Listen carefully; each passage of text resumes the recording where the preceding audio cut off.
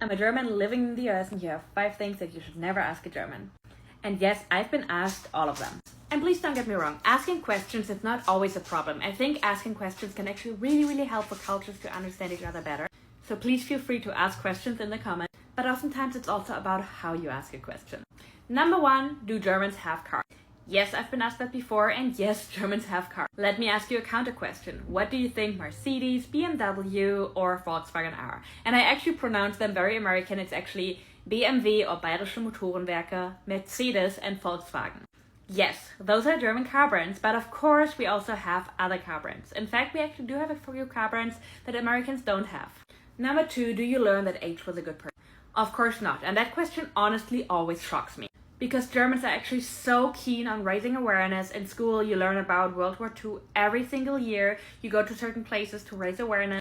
Because Germans really want to make sure that history doesn't repeat itself. In fact, it's quite the opposite.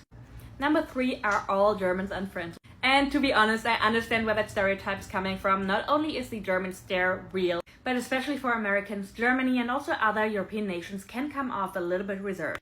That is not because anyone wants to be unfriendly, it's just a cultural thing. Germans don't really ask you how are you if they don't really want to know, and they are not as likely to make small talk. Number 4, does every German always go to the Oktoberfest?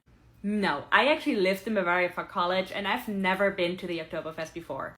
In fact, I know a lot of Germans that have never been. And number 5, do all Germans speak several languages? Very likely yes. In Germany you start learning English in 3rd grade and then normally you have to pick a second language in 6th grade. That varies a little bit from where you live in Germany, but this is the rule for most countries. So I, for instance, speak German, English, and Spanish, and then just a few words in French and Italian. Let me know your questions down below and let me know if you want a part 2.